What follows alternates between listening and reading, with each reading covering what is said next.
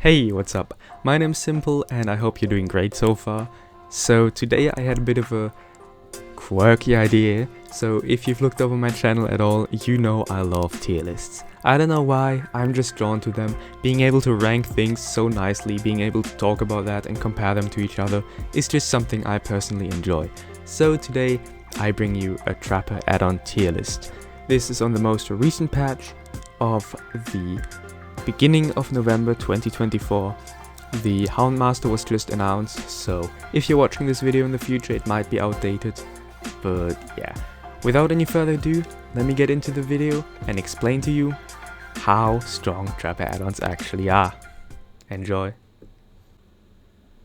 Now let's start off with the Trapper gloves. They are a very basic add-on. They just increase your setting speed for bat traps by 30%, which is always a very nice thing to have, honestly. It's never horrible, but I think it's just okay. There is better add-ons that do that, we'll get to later.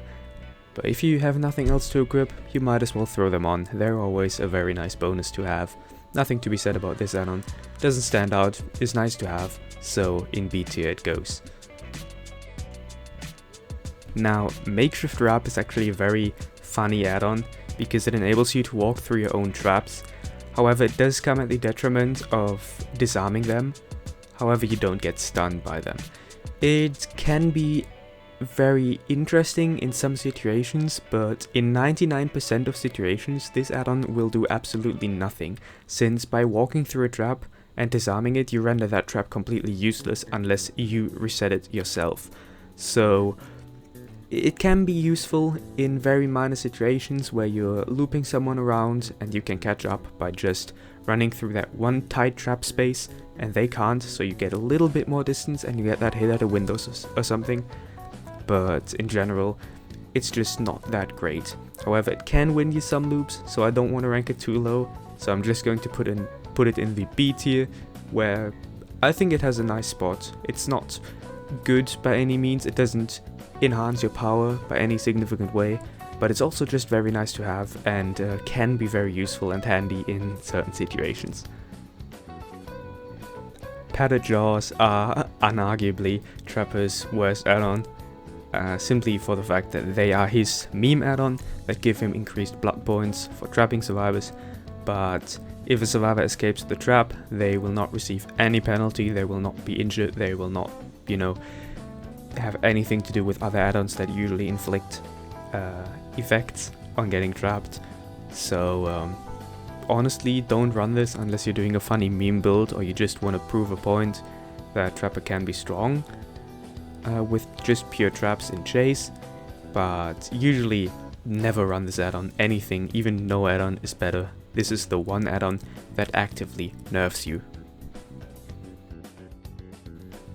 Bear Oil is the add-on that makes setting your traps completely silent. You don't make grunts anymore, the trap itself doesn't make any noise. However, it is a little bit too niche for my liking. It can be used in chase pretty well, especially in combination with coffee grounds to enable setting a trap and then catching up quick if they do catch on, and if they don't, they thought you were mind gaming and maybe they'll run into the trap. I think it's fine as is, but it's just very niche and doesn't see a lot of use. Rightfully so. The Wax Brick increases the rescue and escape time of the bat trap by 33%. So each attempt at rescuing yourself when you're caught in a trap, or when a survivor comes, the time to do that is increased by 1/3. It can technically be very nice if you think about it, but at the end of the day, Trapper's power is still a bit RNG, where a survivor that is caught in a bat trap, has, I think it's maximum of 6 attempts to get out, but they can get out on the first. It's the lowest chance, of course, but they can get out on the first. So this add-on can either buy you like 5 seconds in total on a survivor being stuck in a bat trap for longer, or it can buy you literally half a second. So yeah, don't run that one. However, the possible benefit it provides is a little bit better than some of the other add-ons. So it is not the worst, but I still wouldn't run it if I was going for efficiency in my trapper build.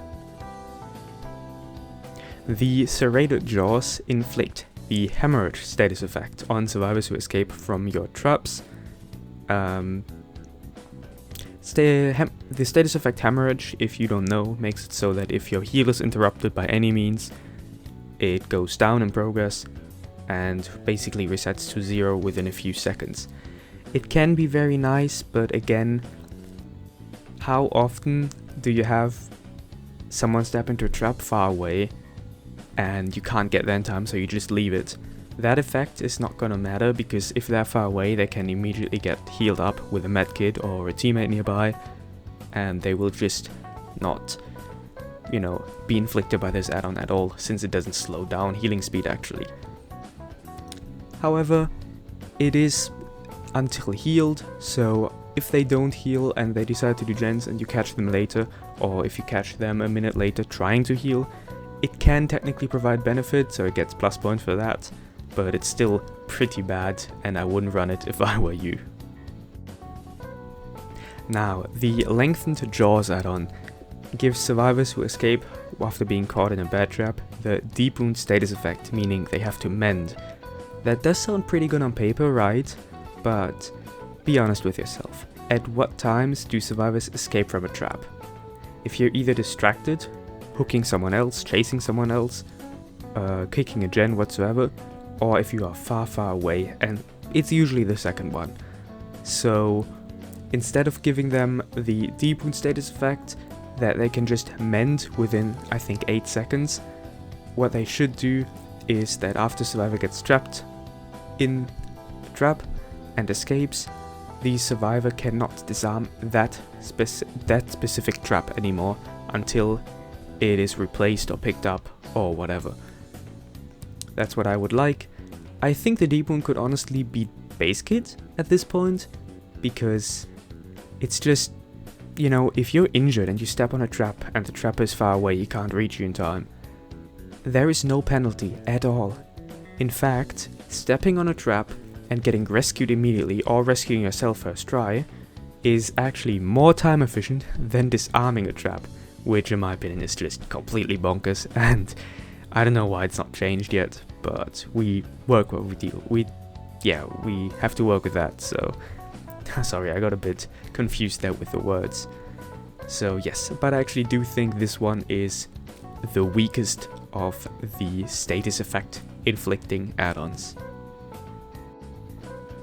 The Yellow Coffee Grounds add-on plays on your base kit power that gives you 5% haste for 5 seconds after setting a trap and increases that one to 10%. It is not good by any means. It can be very niche, but in general, if you're setting a trap, that 10% haste for 5 seconds will not manage you to catch up to a survivor that just escaped from the loop. So while you technically waste less time, it is more worth bringing a setting speed add-on that saves overall more time and just enables you to be more flexible with placing your traps in chase. So this add-on, it's better than the average yellow add-on, I would say, but not by much. It's a very small margin, so it's getting the C tier. The 4 Coil Spring Kit is one of Trapper's worst add-ons, and you will see that trend with a lot of the yellow add-ons, where they are just bad. You don't want to run them unless you have absolutely nothing else to run, and they offer little to no value whatsoever. So the 4 Coil Spring Kit increases the disarm time for bear traps by 33%, so 1/3. The base disarm time is around 3 seconds, I believe, so it basically just adds a second, maybe a little bit more or less, I don't know, but even if it adds a second, it's not much of a time waste. If survivors are disarming a trap, they are usually doing it when on the other side of the trap, where you not are, or they are doing it while you're not even close, so that will buy you no time at all. Plus, and that's the biggest plus, there is one add-on that does basically the exact same thing, but also gives you a huge other benefit we will talk about in a second. So I'm putting that into the D tier. Now, one of my favorite add-ons is the Trapper Back. Very simple add-on, but it just makes Trapper so much more viable. So Trapper can carry 2 traps by base kit and starts with 2 traps. With the Trapper Back, you start with 3 traps and can carry up to 3. So what this add-on does essentially is it not only enables you to carry more traps around with you, it also gives you 1 extra trap you can use in the game, which is just so nice. That 1 extra trap might not make the difference, but it's just not bad to have. I think having 11 traps in total is completely fine, and being able to carry 3 traps around with you, while not necessary per se, is just not horrible by itself. So yeah, I would say this is a deserving A tier. I personally always run this add-on if I'm playing Trapper, and it definitely does not hurt using this add-on over anything else. The Tar Bottle is a very situational add-on. So on some maps it makes your traps essentially invisible, which is great. On other maps it makes the traps so much more visible. If you run this add-on on Eyrie of Crows or on any of the Coldwind maps, you are going to struggle and suffer a lot. So this add-on has a deserving place right in the middle, basically in B tier, where it never hurts to run, but it can also be replaced by something better. This add-on truly shines if you bring a map offering with it, so you know it's gonna be a dark map. Moving on, the secondary Coil, the add-on that makes the 4 coil spring set look so bad, is that it literally has the same effect, but it's just a little bit more efficient.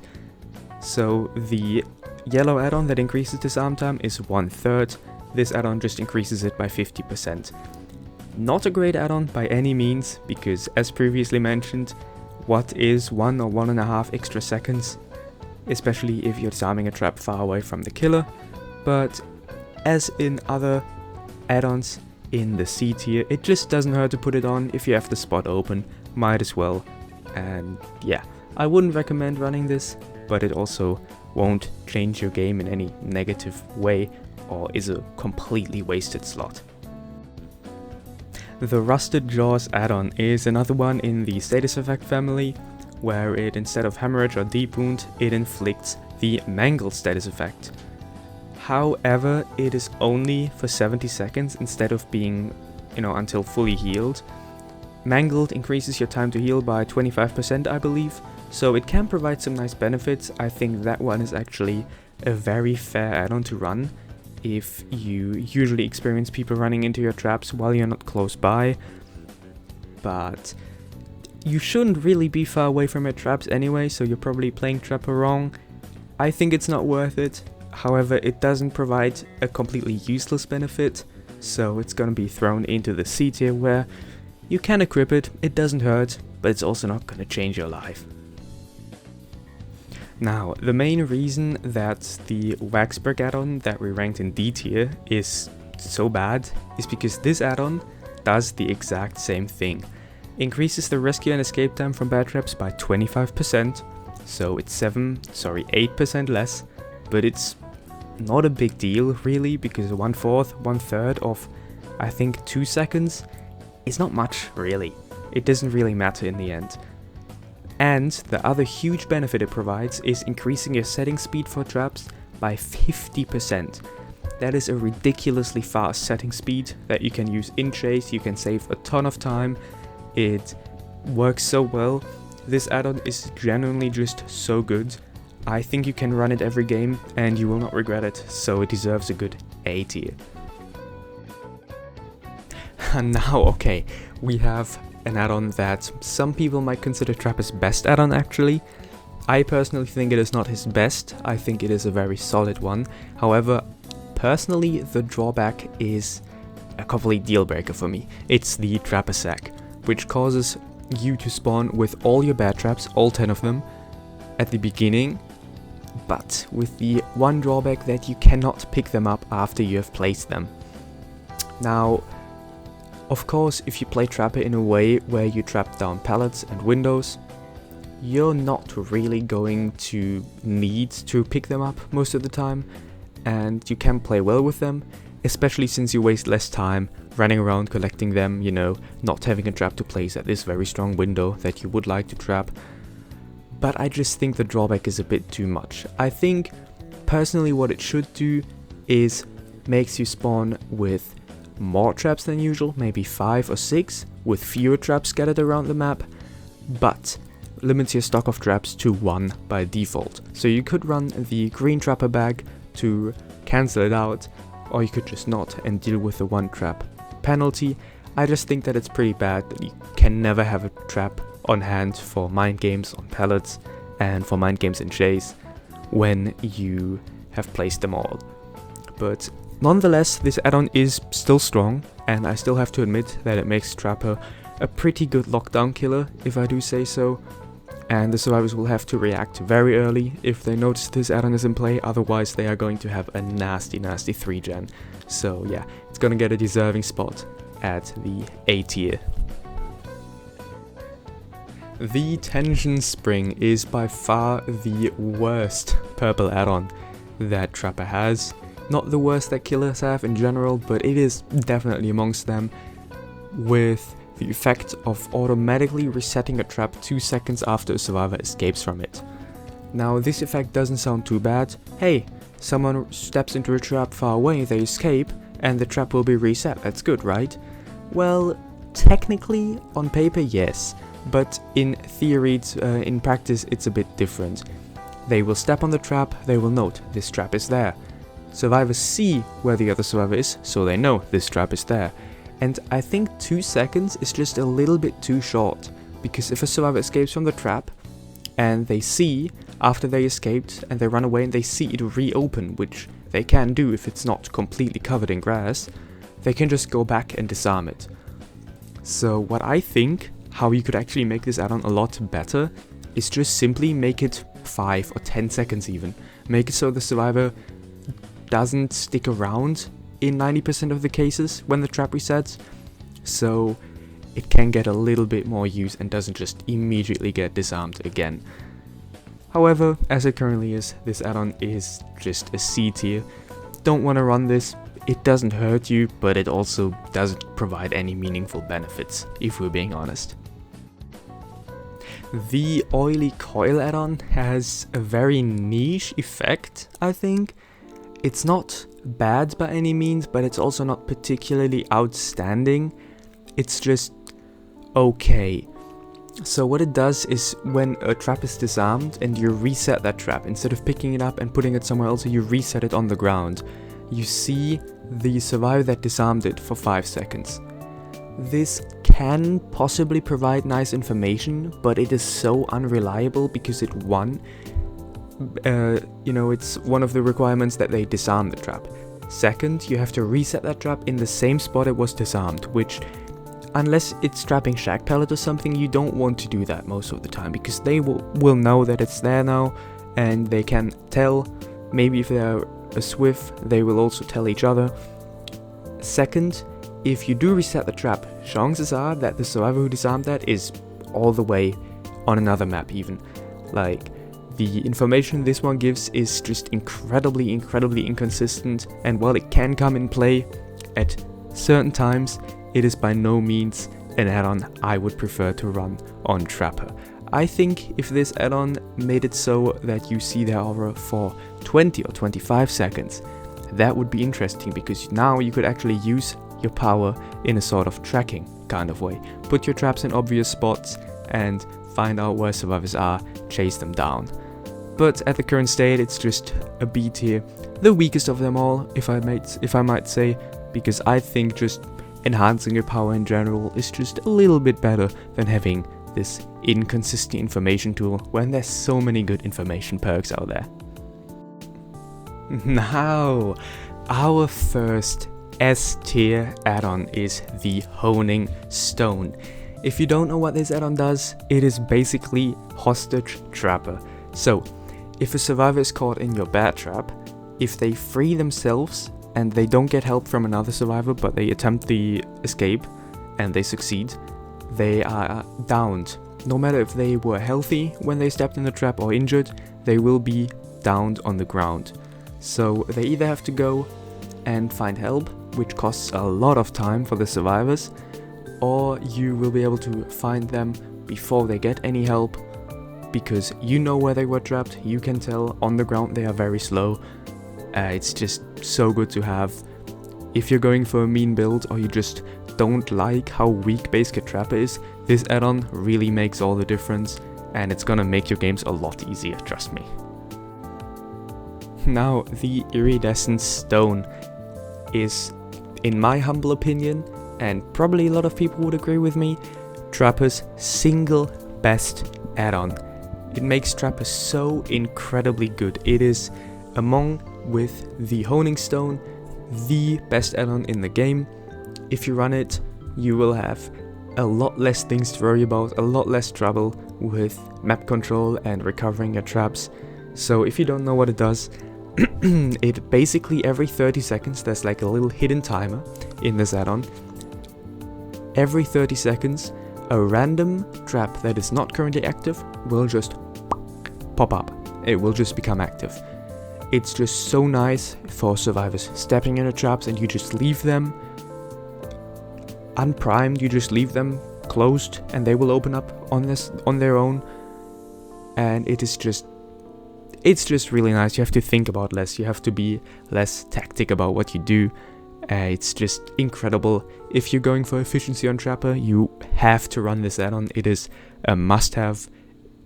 I don't know what else to say. Oh, bloody Coil. You are so nice.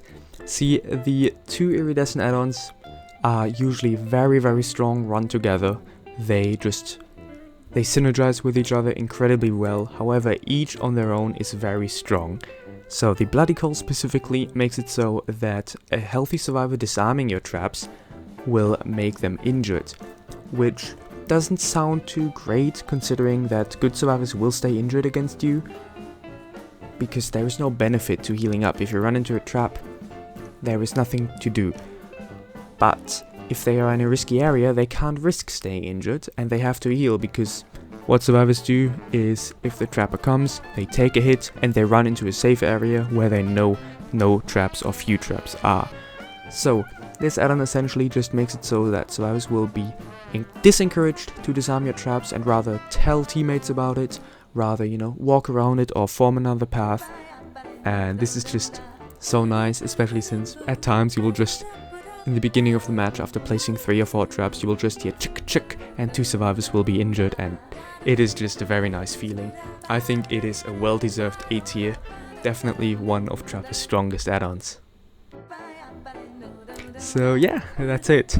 Thank you so much for watching. I hope you enjoyed, even though it is a bit more of a monotone subject. I personally really like tier lists, and if you're still here, probably so do you. Let me know what you think, if you agree with the changes I proposed, or if you would do some crazy thing I didn't even think about at that time. Leave a like, comment, and you know what? You do you. I don't even care what you do. Just have a nice day, okay? Catch you in the next one.